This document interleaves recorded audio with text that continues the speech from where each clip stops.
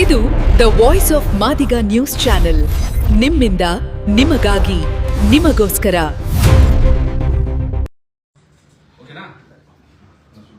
ಬಂಧುಗಳೇ, ಈಗಾಗಲೇ ತಮ್ಮೆಲ್ಲರಿಗೂ ಗೊತ್ತಿದ್ದಾಗೆ ಕರ್ನಾಟಕ ರಾಜ್ಯದಲ್ಲಿ ಸುಮಾರು 30-35 ವರ್ಷಗಳಿಂದ ಒಳಗಿಸಿದ ಹೋರಾಟ ನಡೀತಾ ಇದೆ.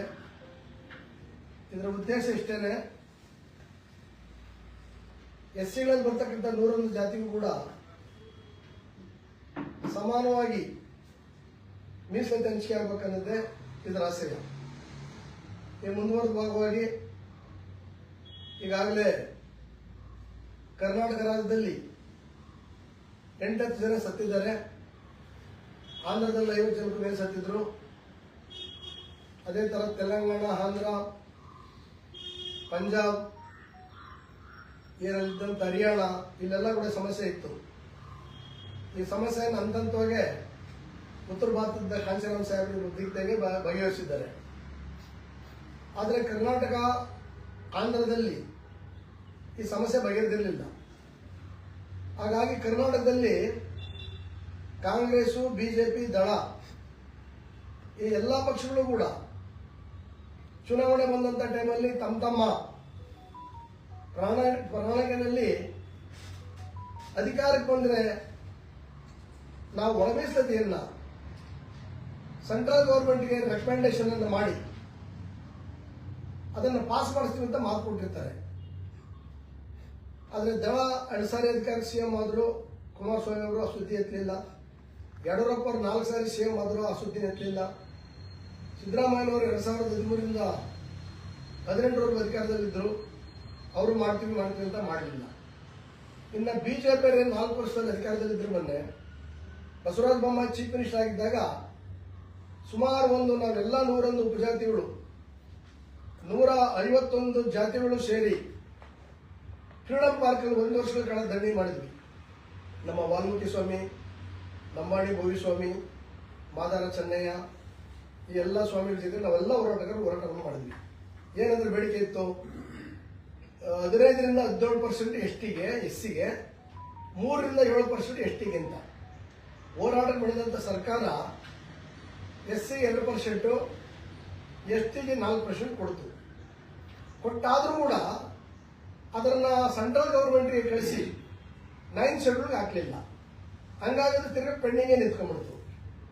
ಹಾಗಾಗಿ 2023ಕ್ಕೆ ಕಾಂಗ್ರೆಸ್ ಪಕ್ಷ ಚಿತ್ರದುರ್ಗದಲ್ಲಿ ದೊಡ್ಡ ಸಮಾವೇಶವನ್ನು ಮಾಡಿ ಎಸ್ಸಿ ಎಷ್ಟಿದ್ರ ನಾವು ಅಧಿಕಾರಕ್ಕೆ ಬಂದು 24 ಗಂಟೆ ಒಳಗಡೆ ಒಳ ಮೀಸಲಾತಿಯನ್ನು ಜಾರಿ ಮಾಡ್ತೀವಿ, ಸೆಂಟ್ರಲ್ ಗವರ್ಮೆಂಟ್ಗೆ ಕಳಿಸ್ಕೊಡ್ತೀವಿ, ಇದನ್ನು ಗ್ಯಾರಂಟಿ ಮಾಡ್ಕೊಡ್ತೀವಿ ಅಂತ ಆಶ್ವಾಸನೆ ಕೊಡ್ತು. ಆದರೆ ಅಧಿಕಾರ ಬಂದು 1.5 ವರ್ಷ ಆದರೂ ಕೂಡ ಇದು ಮಾಡಲಿಲ್ಲ. ಈಗಿರುವಾಗ ಎಲ್ಲ ತಾಲೂಕು ಮಟ್ಟ, ಜಿಲ್ಲಾ ಮಟ್ಟ, ರಾಜ್ಯ ಮಟ್ಟದಲ್ಲಿ ನೂರಾರು, ಸಾವಿರಾರು, ಲಕ್ಷಾಂತರ ಚಳವಳಿಗಳು ನಡೆದಿದ್ದಾವೆ. 100 ಜನ ಲೀಡರ್ಗಳು ಎಲ್ಲ ಅಂತದ.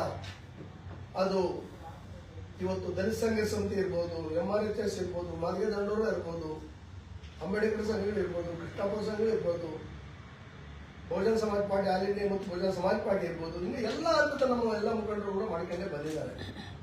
ಆದರೆ ಕಾಂಗ್ರೆಸ್ ತೊಡಕ್ ಕಲಿಲ್ಲ.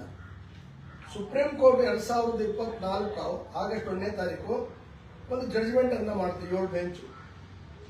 ಒಳ ಮೀಸಲಾತಿಯನ್ನು ಕೊಡಕ್ಕೆ ನಿಮ್ಮ ರಾಜಕೀಯ ಅಧಿಕಾರ ಇದೆ, ನೀವು ಕೊಡಿ ಅಂತ ಹೇಳಿ.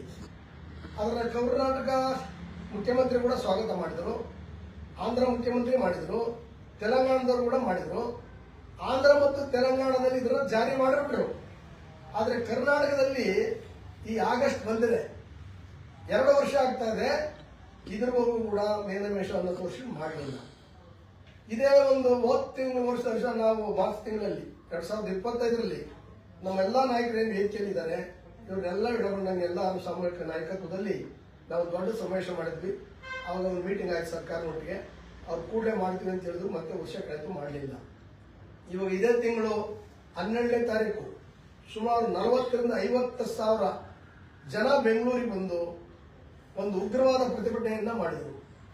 ಆ ಮಾಡಿದಂಥ ಸಮಯದಲ್ಲಿ ಮುಖ್ಯಮಂತ್ರಿಗಳು ವಿಧಾನಸೌಧಕ್ಕೆ ಕರೆದು ನಮ್ಮೆಲ್ಲ ಲೀಡರ್ಗಳನ್ನ ಇವತ್ತು ಆ ಸಭೆಯಲ್ಲಿ ಏನಿವತ್ತು ಅಮ್ಮಣ್ಣವರಿದ್ರು, ಅದೇ ತರ ಪ್ರಸಾದ್ ಅವರಿದ್ರು, ಮೂರ್ತಿ ಇದ್ರು, ಆರ್ಯಮ್ ಅವರಿದ್ರು, ಬಸವರಾಜ್ ಅವರಿದ್ರು, ನಮ್ಮೆಲ್ಲ ನಾಯಕರು ಕೂಡ ನಮ್ಮೆಲ್ಲರೂ ಇದ್ವಿ. ಸುದೀರ್ಘವಾಗಿ 1 ಗಂಟೆಗಳ ಕಾಲ ಚರ್ಚೆ ಮಾಡಿ ನೀವು ಇದನ್ನ ಧರಣಿಯನ್ನ ವಾಪಸ್ ತಗೊಳ್ರಿ, 27ರವರೆಗೂ ನನಗೆ ಅವಕಾಶ ಮಾಡಿಕೊಡಿ, 27 ಯಾವುದೇ ಕಾರಣದಿಂದ ನಾನು ಮಾತಿಗೆ ತಪ್ಪದೇ ಇಲ್ಲ. ಒಂದು ವಿಶೇಷವಾದ ಸಂಪುಟವನ್ನು ಕರೆದಿದ್ದೀವಿ, ಆ ಸಂಪುಟದಲ್ಲಿ ತೀರ್ಮಾನ ಮಾಡ್ತೀವಿ ಅಂತ. 12ನೇ ತಾರೀಕು ಅಷ್ಟು ದೊಡ್ಡ ಕಾರ್ಯಕ್ರಮ ಮಾಡ್ತಕ್ಕಂಥ ಒಂದು ಅನಿವಾರ್ಯ ಯಾಕೆ ಬಂತು ಅಂತ ಹೇಳಿದ್ರೆ, ಸುಮಾರು ಹುಬ್ಳಿನಲ್ಲಿ ಜನರಲ್ ಕ್ಯಾಸ್ಟ್ ಯುವಕರು, ನಿರುದ್ಯೋಗಿಗಳು ಏನಿವತ್ತು 2,84,000 ಹುದ್ದೆ ಖಾಲಿ ಇದೆ, ಅದನ್ನ ಭರ್ತಿ ಮಾಡಿ ನಮಗೆ ಏಜ್ಗಳಾಗ್ತದೆ ಅಂತ ಪ್ರೊಟೆಸ್ಟ್ ಮಾಡಿದ್ರು.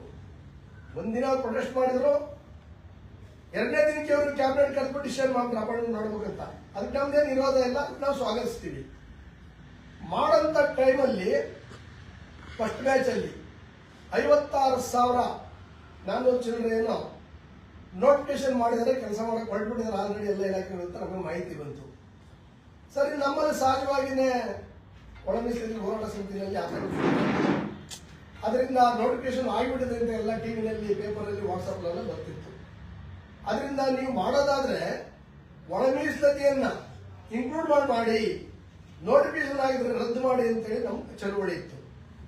ಅವತ್ತು 12ನೇ ತಾರೀಕು ಸಂಜೆ ಕರೆದು 1 ಗಂಟೆಗಳ ಕಾಲ ಮುಖ್ಯಮಂತ್ರಿಗಳು ಚರ್ಚೆ ಮಾಡಿ ನಮಗೆ ಮಾತು ಕೊಟ್ಟು 27ನೇ ತಾರೀಕು ಸತಾಯಗತ ಏರ್ಯಾರು ಪರವಾಗಿಲ್ಲ, ನಾವು ಒಳ ಮೀಸಲಾತಿಯನ್ನ ಇನ್ಕ್ಲೂಡ್ ಮಾಡೇ ಮಾಡ್ತೀವಿ, ನಮಗೆ ಬೆಲೆ ಕೊಡ್ರಿ ಅಂತ ನಮ್ಮೆಲ್ಲ ಮನವೊಲಿಸಿದ್ರು. ನಾವು ಸರ್ಕಾರಕ್ಕೆ ಬೆಲೆ ಕೊಡಬೇಕಂತ ಕೊಟ್ಟು ನಾವೆಲ್ಲಾ ಲೀಡರ್ಗಳು ಸೇರ್ಕೊಂಡು ಸ್ಟೇಜ್ ಹತ್ರ ಬಂದಿವಿ. ಅಷ್ಟೊತ್ತಿಗೆ 4 ಜನ ಮಿನಿಸ್ಟರ್ಗಳನ್ನು ಕಳಿಸಿದ್ರು ಸರ್ಕಾರದ ಪರವಾಗಿ.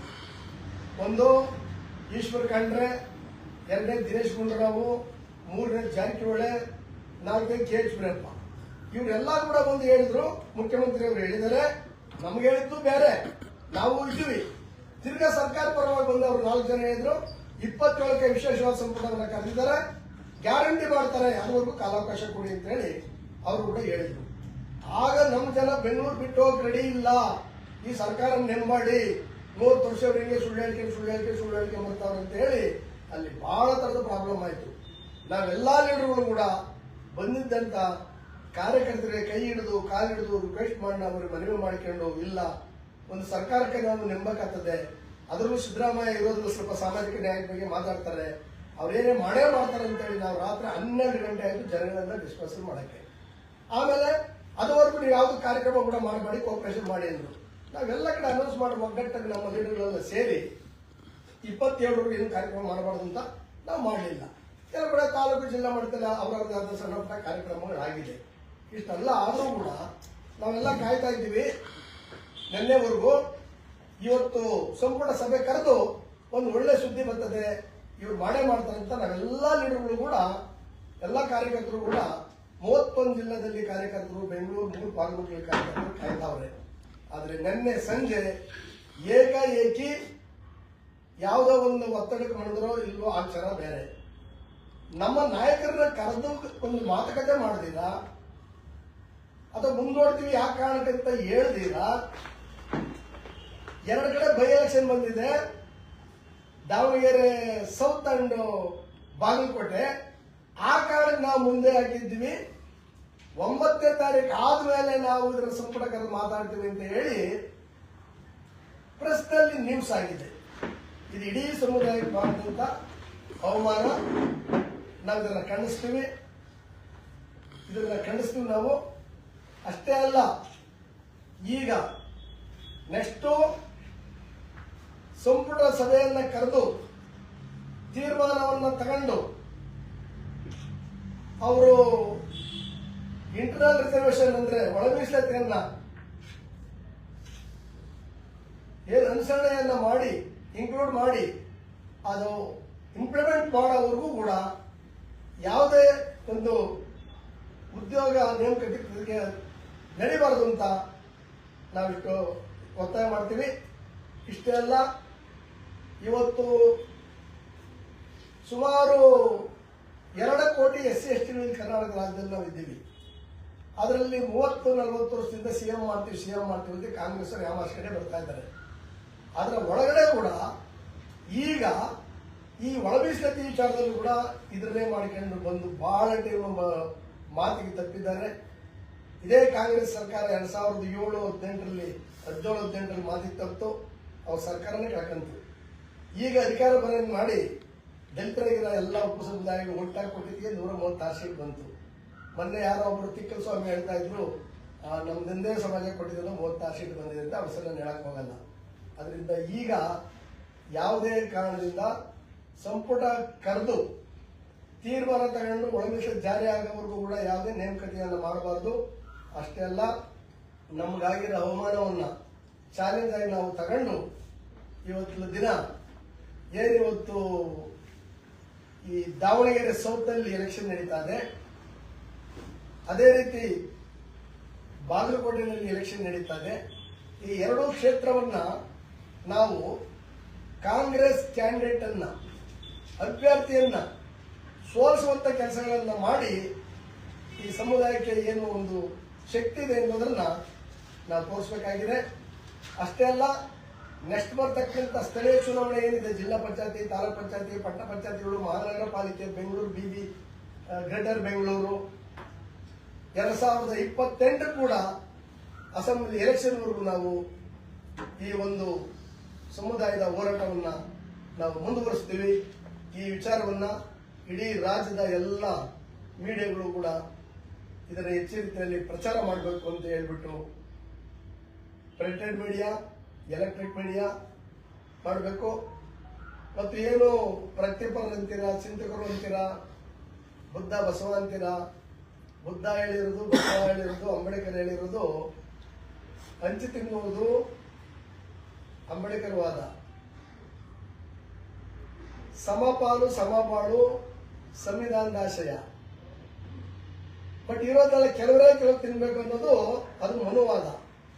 ಹಾಗಾಗಿ ಅಂಬೇಡ್ಕರ್ ಅವರ ಒಂದು ಸಿದ್ಧಾಂತಕ್ಕೆ, ಸಂವಿಧಾನಕ್ಕೆ ಅಪಚಾರ ಮಾಡ್ತಕ್ಕಂಥ ಕೆಲಸಗಳನ್ನ ಯಾರು ಮಾಡಬಾರ್ದು ಅಂತ ಹೇಳಿ ಈ ಸರ್ಕಾರಕ್ಕೆ ನಾವು ಕೂಡಲೇ ತೀರ್ಮಾನ ತಗೋಬೇಕಂತ ಹೇಳಿ ಈ ಸಮಯದಲ್ಲಿ ನಾವು ಸರ್ಕಾರಕ್ಕೆ ಒತ್ತಾಯ ಮಾಡ್ತೀವಿ.